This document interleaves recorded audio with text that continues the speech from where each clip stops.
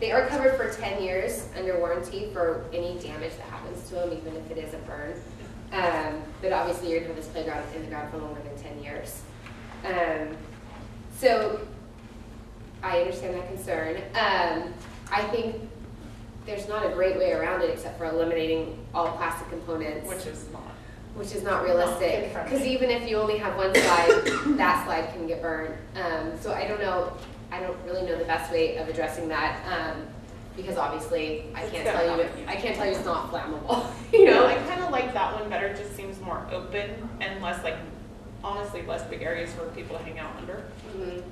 I will tell you these rocks are pretty much indestructible. You can take a bat to them and you can potentially break off a piece, and then you'll get a kit with it where you basically just take sandpaper and sand down any sharp edges, and it just adds to the rock look. You know, it doesn't. A lot of my competitors have hollow products, so you can, go like that and actually get a piece off and you have hollow. So that part is nothing's going to happen to those. And that's one of those little sit and spin thingies. Like yep. You sit and your body weight just makes you go. Kids love them. Oh yeah. One of the things that when Bridget first brought the different displays to us and we talked about them, and I think I can speak for Scott as well, what we liked about this particular one is that we don't have anything really like that in the parks. And what we wanted to do was to diversify a little bit and get it so that we're not repeating the same type of equipment in the parks. Now, some of it still will look, you'll see some of the components are the same, similar. But we didn't have anything quite like this, and we were pretty much unanimous that we thought that would be something that if you asked our opinion, we would be favorable of. No, I like that. Yeah. And the rocks are popular. I put rocks in a lot of our parks, and the kids really enjoy them. And again, because of the ADA components that go into this and playground safety, it's all safe. I don't think if somebody falls, they're not going to get hurt. The rock structure over at Freedom Park is always really popular. Every time I've gone over there, Yeah, kids do really like them. I think also, when you do put new playground equipment, people have a little bit of a sense of pride in it, and so hopefully maybe that park will clean up a little bit. But I mean, obviously, there's nothing we can do to get rid of it. So all of them. I want Terry's opinion. What do you like? I like this one, but I don't like the color. Option 2? If you can take one's color, put it in 2, we'll be fine. He asked you which one you liked, he didn't ask what color. I told you. I like 2. Just So like you like 2? You liking 2 also? Yeah. Okay.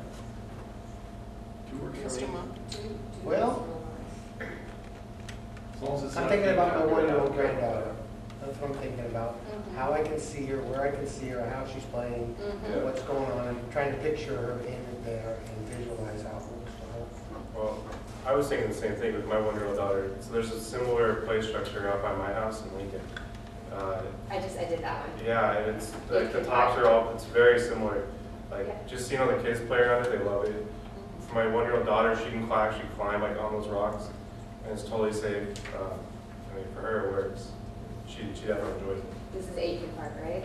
This is Yeah, this is very similar to that design. I feel like that top one too, you can, on the top, or whatever, the 2 to 5, that there's more, there's not as many obstructions for your line of sight no matter where you are. And the bottom one, I just felt like some of the stuff got blocked. You might not be able to see your kid all the time. Yeah, and it's hard when you have a little one because you want to be able to see them, but you also want to give them the independence to get out there on their own. So it sounds like we like this one. Maybe not the colors. If we change the colors, which is always an option, then it doesn't have quite that natural, that treehouse feel. But I'm open to it in mind. It's hard to by the time I talk to Terry in the morning, she'll love it. She will? Okay. I'm fine. Okay. We're all good with 2? Okay. Yeah, I'm good with 2. Okay. So you guys, that was pretty easy. Yeah. So for Memorial Park, we put together a couple options. I worked with Scott and Larry on these. Go ahead and show this first. I have both options on this one board, and you guys have them all in your packet, so you can see a plan view. I did one that has more traditional playground equipment with kind of a little bit of a different look, something that you don't have at any of your parks, and some fun colors. In option 2, I did a theme with the thought that you have Freedom Park, which is definitely a destination park. You know, I'm sure kids don't call it Freedom Park, they'd probably call it Rocket Ship Park. Something like this one would be called, my kids call the one in our neighborhood in Rockland that has a rock, they call it Rock Park. So, you know, whatever. And then have Pirate Ship Park. So, so I have these two options. With Memorial, there's one play area, and I'm proposing to replace, for option 1, we would have a swing set and have the playground equipment. For option 2, there would be a net climber and the pirate ship, so no swings in option 2. Let's see. I guess I'm kind of looking for some immediate. Do you guys have any? I absolutely any kind of love the web, but I worry about the line of sight in the pirate ship. In the pirate ship. Okay. Yeah, the web is a ton of fun. If you're worried about line of sight, we can remove these play panels down below to give some better line of sight, because I think that those are really the thing that's obstructing it. This is a very, very popular piece of equipment. So cool. Yeah. People always ask me about vandals into them, and they are rope, and then they have steel wire inside. So if someone was really determined to cut that thing, they can do it just like you can a U-lock on a bike. But I don't see it happening. I really don't. It's not a common problem because they aren't very simple to get through.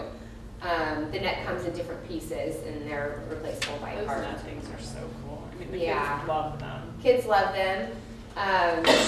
People wonder about safety on them, and really they are designed so that a kid is not going to get their neck stuck in them. The openings are all the right length, and actually the nice thing about it is if you are at the top and you fall, you're actually slowed down or caught by different layers of nets before you hit the ground, which is, you know, if you fall off of a deck, off of a traditional playground, you're falling straight to the ground. So I mentioned to Bridget, when I was with the city of Benicia, we built a community park, and we had a playground that was just unbelievable, the number of different parts of equipment and stuff we put in. We put one of the first cargo net type, and it scared everybody because they'd never seen anything like that before. And it worried me. I thought, God, if somebody could fall, they're going to get caught in it. And it never happened. And the kids love it because, again, it's different than what they have right now. So I think if the parents can get over the fear factor of it. The Antelope has, one of their parks has one of those, and we go to that park to go climb on that structure. I mean, it's what you do with little people. We have one at Carl Rosario Park, right? I believe we have one in Spiderwebs, and I always see kids playing on it. one thing also I wanted to point out is that option 1 is a 5 to 12-year-old structure. Option 2, the pirate ship, is a 2 to 5-year-old structure, and this is for 5 to 12-year-olds. So they would be labeled independently, which, you know, it's kind of nice, I think, with the pirate theme that you get to accommodate all age groups. Well, this one really, the little kids, it's not designed for the littler ones. Hey Terry, which one do you like? I like them both.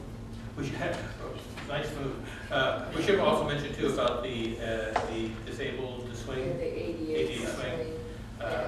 So that was kind of something that might be needed in our parks. It's only one piece of equipment, but again, if we don't have it. Yeah, and I know when I went out to Memorial after the fire we had there, and the residents really liked the swing option. Of course, now their kids would be climbing on Older, the and they like the rope. robot. Yeah. So I'm kind of torn, because at that park, when it was built, always had swings. I don't know.